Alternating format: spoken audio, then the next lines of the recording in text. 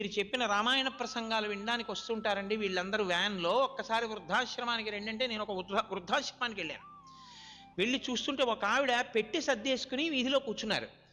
నేను ఆ వృద్ధులందరినీ పలకరిస్తూ అలా వచ్చేటప్పటికి ఆవిడ అన్నారు, నేనేం ఆవిడని అడగలేదు. ఆవిడ అన్నారు, అయ్యా నన్ను తీసుకెళ్ళిపోవడానికి మా అబ్బాయి వస్తున్నాడు ఇవాళ, అందుకని నేను ఇంటికి వెళ్ళిపోతున్నానండి, అది పెట్టి సర్దుకున్నానారా. అమ్మ చాలా సంతోషం అమ్మా, ఇన్నాళ్ళు ఇక్కడ ఉన్నారు, మీ అబ్బాయి తీసుకెళ్ళిపోతున్నాడు, అసలు ఇక్కడ ఇన్నాళ్ళు ఎందుకు ఉంచాడు, చాలా సంతోషం తల్లి అని నేను ముందుకు వెళ్ళిపోయాను. ఆ వృద్ధాశ్రమ నిర్వాహకురాలు నాకు ఒక విషయం చెప్పారు. వీళ్ళ అబ్బాయి ఈవిడ వీళ్ళ అబ్బాయిని లేక లేక లేక లేక నోములు వ్రతాలు పూజలు చెయ్యనివి లేవు, చేస్తే పుట్టాడు.